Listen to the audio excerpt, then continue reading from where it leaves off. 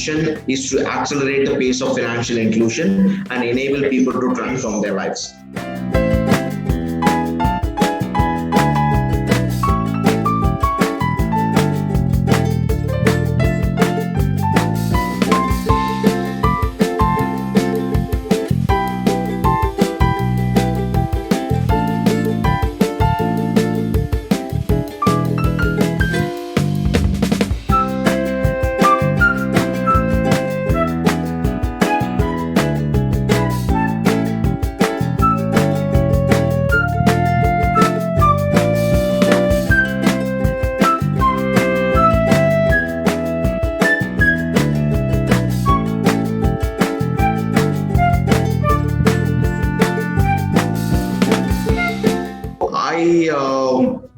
I started my my journey in advertisement sector.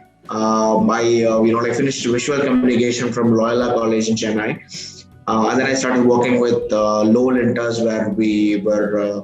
I was interning there, and we were making advertisements. And I was in the client servicing area of the Lowell Inters office.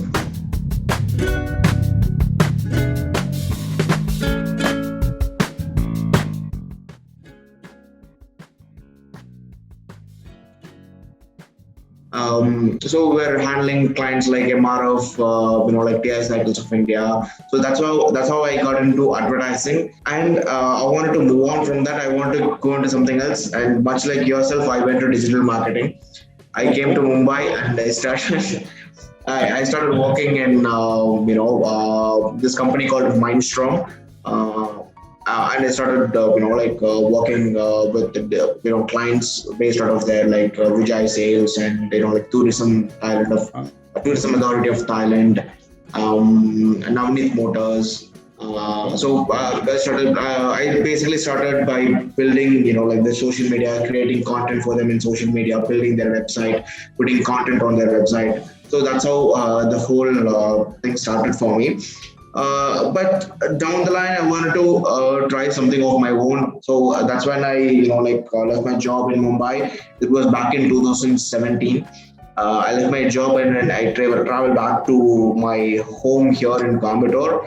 And I started working on a social media startup, it's called Mashup, sort of like a content aggregator for businesses. Like in real time, what what are the discussions? Like there'll be discussions what's trending in real time right now, and once you select a trending topic, you'll be you'll be displayed all the content from across the internet, even different social media platforms and blogs, and so it's sort of like an aggregator. So that's how I started working on the Mashup, but it didn't take off. So I, started. I was wondering what to do, and I was just looking for inspiration to do things. So that's when everything started with my dad. Really, my dad is into financial services. So he sort of runs a traditional way of, the lending company. So he has a lending license from the state government of Tamil Nadu. So with that license, he can lend inside Tamil Nadu, not outside Tamil Nadu. So I started seeing the difficult process with the manual management of the loans and the approvals, basically loan LOS, LMS, and all that. So I started digging more into the industry, and I started building a web application for him. It's a simple web application where someone can ask for a loan through that web application, and the request will hit the office in the back end, and they can decide whether they can approve the loan or not. So that's how the whole thing started, and I started building for that particular particular company, my dad's company. And so slowly the natural progression from that on a traditional financial service company is into fintech, right? Right. So as I we moved into fintech, I I really wanted to build products, but I didn't know what I was doing. I mean, sometimes I still don't know what I'm doing. Uh, I started learning things on my own. I started doing research. I started reading books on fintech. I started attending fintech seminars, webinars, and all that. Um, in 2018, we applied for an NBFC license, but we didn't get the NBFC license due to some reasons. Like the next couple of years, we spent most of our time trying to close down that company because because of all the regulations. We had to go to NCLT and all that. So that's how like this NBFC item failed. So fintech. That's when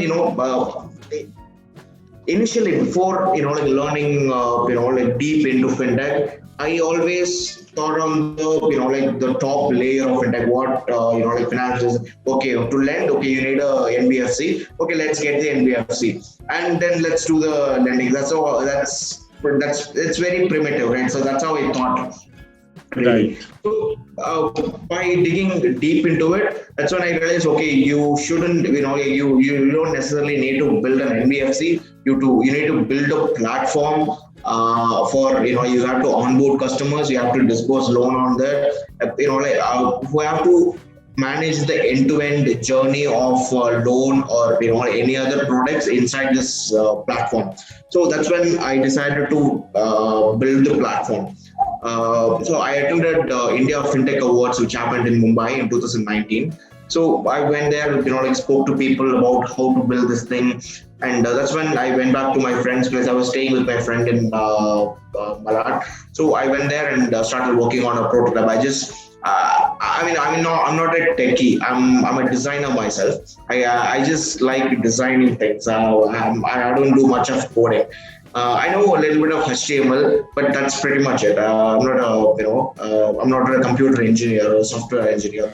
So I just took a pen and paper and just started drawing how the app should look, how it should perform, what happens when someone clicks on this button. That's how I ended up filling a notebook and I put it on a digitally, Invision board, and all that.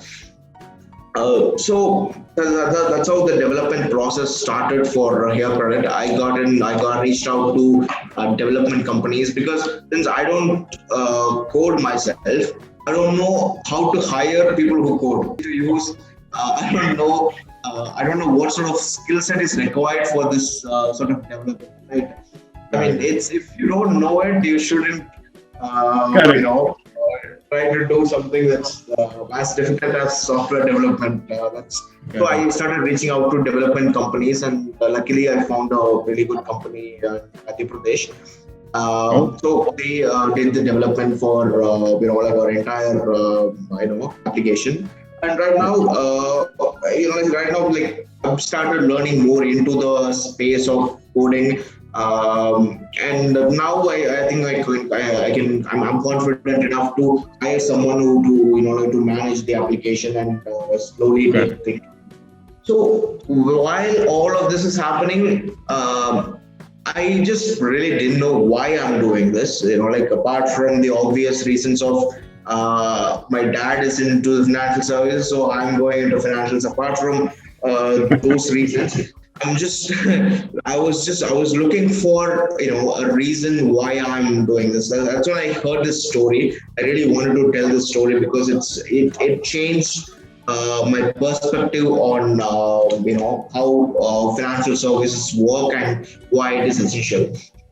So you must have gone through a website where you must have read that our vision is to accelerate the pace of financial inclusion and enable people to transform their lives.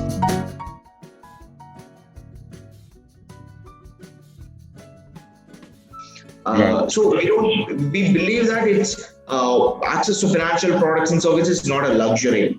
We think it should be a human right. Everyone should have access to it. Why I say that is, it's all because of the story I heard. It's in some remote village. Let's assume like somewhere deep inside Tamil Nadu, a remote village. there's this milkman in early morning, five in the morning. He's milking his cow to take that milk to the market and sell it. So he was visited by his friend, a long time friend, and then it was like they were chatting, and then this friend he voluntarily gives this milkman 100 rupees and asks him to, okay, man, keep this money. I don't need it right now. You use it for yourself. I'll get it back whenever I need it. So this milkman is a poor guy, so he happily accepts his offer and gets 100 rupees from him. And like while going to the market, he sees his neighbor who he owes $100 to. Like he got $100 from his neighbor, 1 week ago or something. Okay, now since I have this money, let me just pay this guy at least. So he gives the 100 rupees to his neighbor. The neighbor is a lonely guy who he doesn't have a wife, and he lives alone, and he eats outside regularly, breakfast. So he is going to his regular food cart vendor where he eats his breakfast, and in that shop he owed $100 to the shopkeeper. Where if you eat it regularly at a shop, you tend to keep open ledger. So okay, I have the money. Let me pay this food vendor. He pays the food vendor, and after the food vendor finishes the the morning breakfast and everything, he's going to a shop where he regularly sources supplies for his operations. He's going there to get supplies to make lunch, for his customers. So now in that shop, this vendor has a 100 rupees debt on from that particular vegetable shop. Okay. So he gives that money to this web, the where he sources vegetables from, the vegetable. Now the vegetable guy, he closes the shop and everything. In the afternoon, now he's going home for a nice hot meal from his wife. He's going there, and then he takes all his his day's collection and gives the entire money to his wife, and then she takes it carefully and puts in a dabba and keeps it on the shelf. So this guy is eating. This guy is now resting, and then he decides, okay, I'll go back to my shop around 4 or 5 to start the evening business. Now in the evening, this guy wants a coffee, right? Before going to a shop. Now this he takes 100 rupees out of this dabba and goes to this milkman to buy milk from. So where this his wife, the vegetable shopkeeper's wife, she has a debt of 100 rupees from the milk guy, the first milk guy we saw. That money is circled back, and they go back to the milk guy. And that evening, his friend comes back. Okay, man, I have a urgent need of money. Please give me the 100 rupees. I give you this money. So he gives back the money, and it's all done. If you look deeply into it, nobody earned any extra. Nobody lost any money. But because of this 100 rupees, everyone's debt problem is cleared. It's a highly hypothetical scenario, but looking at it, in a deeper point of view, this money, this just single 100 rupee, it not only solved one person's problem, but it solved the entire community's problem. So that's when I realized the power of access to financial products and services. So once, if one person, even if one person have access to financial products and services in the community, it not only benefits that individual, but it enhances the community and it enables them to grow faster, to reach more. So that's when we realized the power of financial, access to financial products and services. And that's when we decided, okay, this is why we are doing this. We are committed to building a world where access to financial products and services is not a luxury, but is a basic human right. We are committed to building that world or die trying. So that's really fabulous. So Vaseekaran, what will this app do for people? Will it help them to access loans, credit cards? I'll come back to that. So the idea, like I mentioned, the vision is to provide access to financial products and services. Right. So we are starting with a smaller vision. We have divided the vision in 3 stages: access credit, store value, and move money. you look at, in a broader perspective, everything in banking comes under these categories. So first, we're in the first stage of evolution where access credit is our primary business. So that's why we are called Herecredit. So what our platform does is it enables people to avail credit. That's like shortest way of putting it. We have four credit products.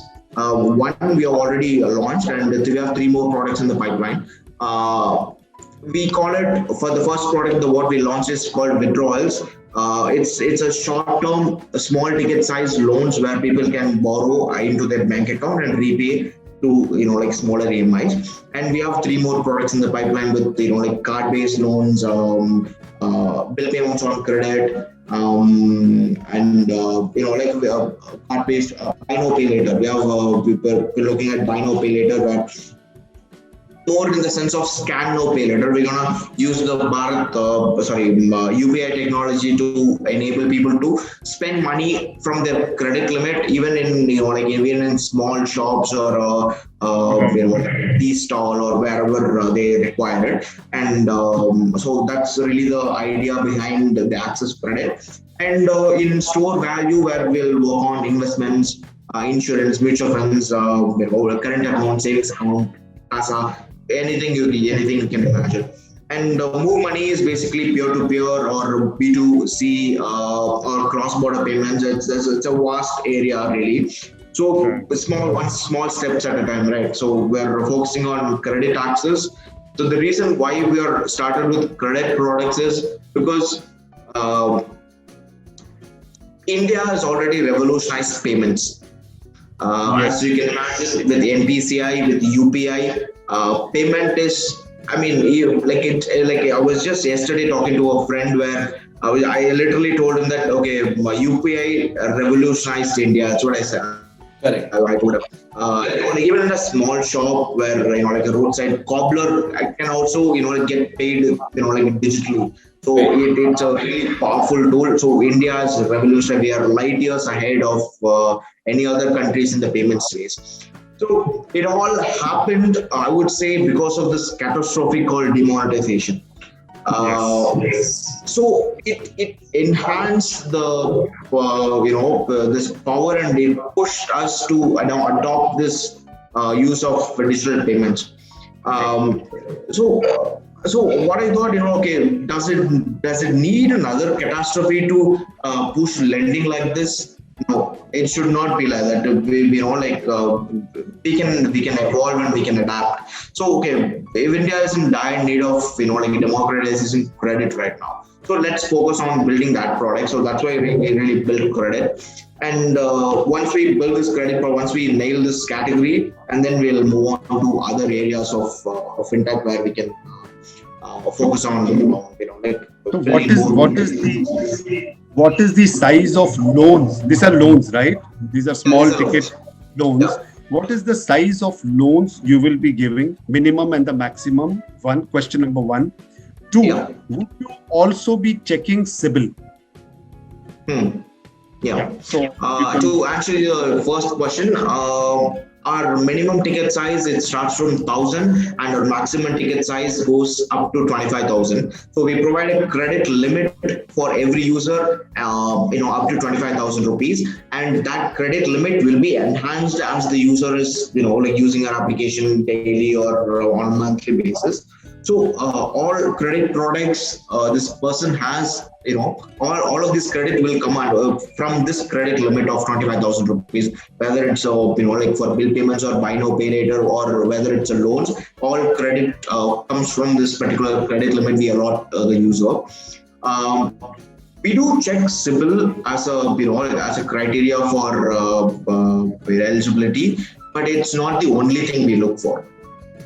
Okay. Because in the new to credit segment, in most cases, you don't get CIBIL or Experian or Equifax data, or even if you get it, it's not really, it's a very thin credit file.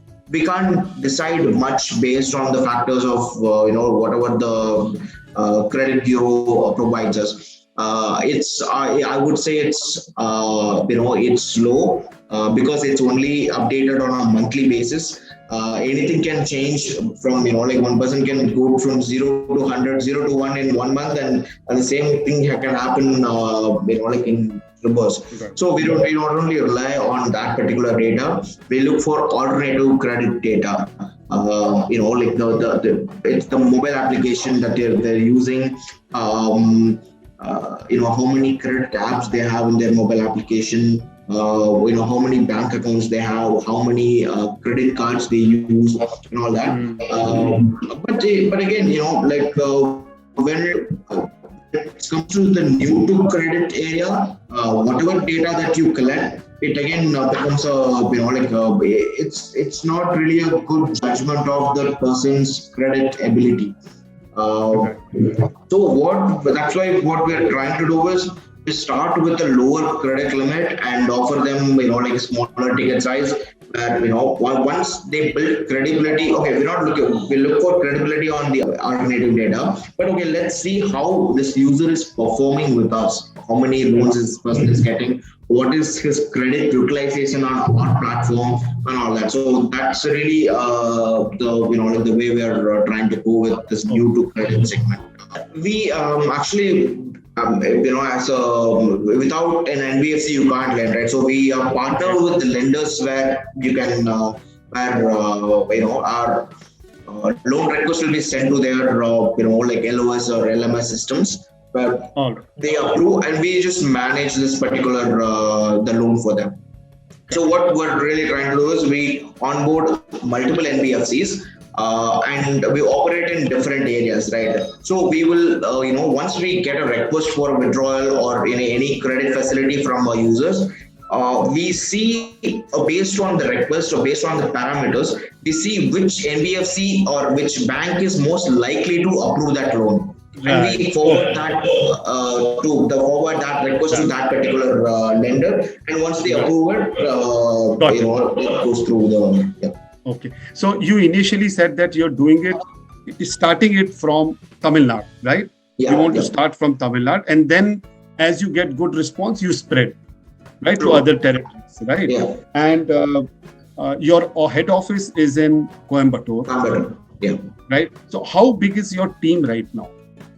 Our team is very small because because like I mentioned, we outsource tech.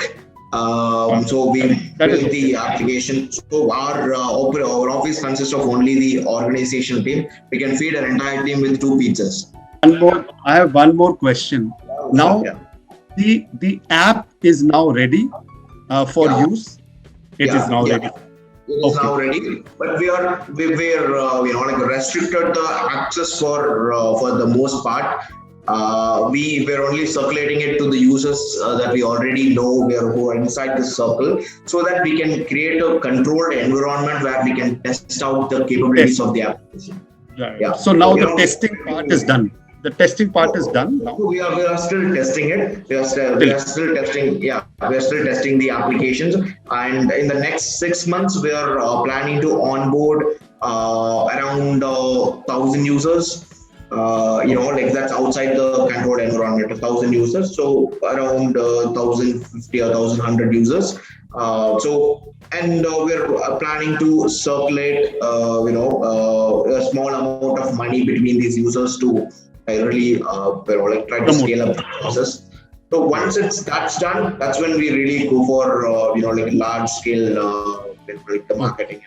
So those first 1,000 customers, how would you acquire? That's again a very difficult question. So that's the most difficult part, right? So it's some people would say you build the product and they will come. That nobody will come. You will. Yeah, we have to go and we have to knock on people's door and True. So the strategy that we are trying to use for this first 1,000 users is.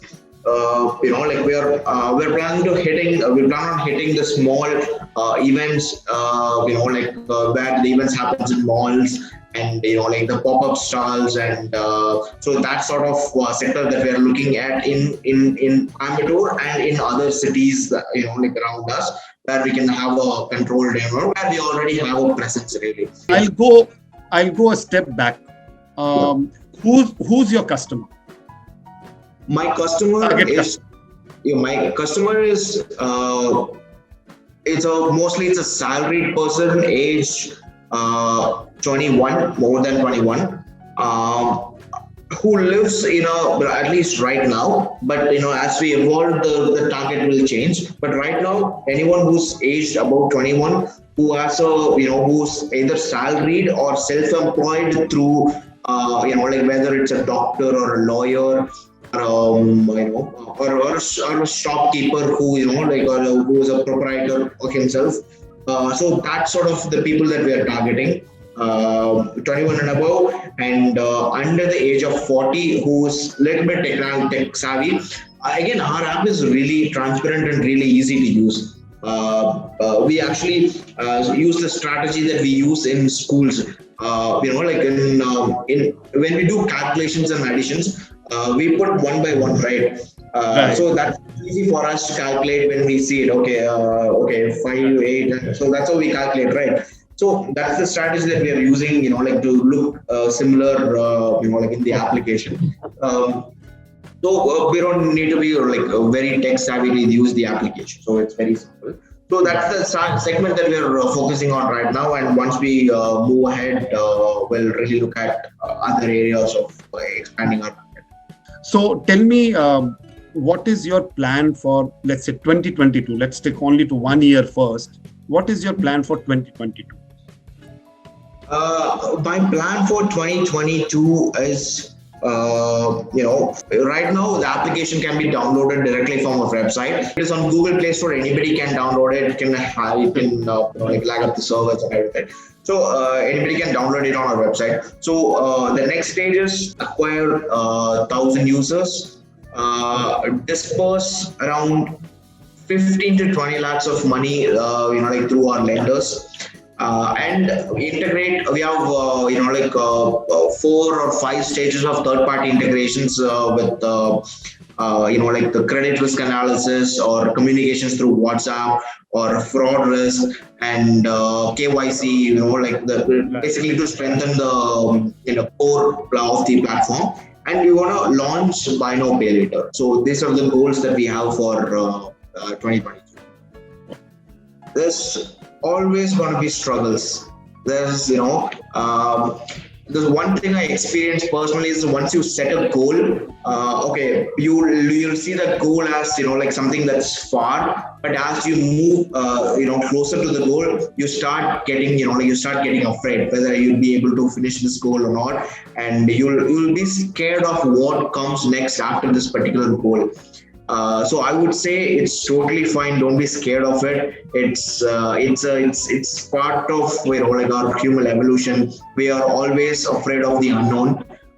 So it's totally fine. After a couple of years, you look back at that particular moment and then you realize, is this what I was afraid about? You'll think, and so I think that's what I would say. It's totally fine to be afraid. And it's fine to cry. If you have a really hard day, don't don't worry about this toxic masculinity or anything. Just go to your room, lock your door, cry your eyes out. You'll feel refreshed, and then you will think clearly in the next morning.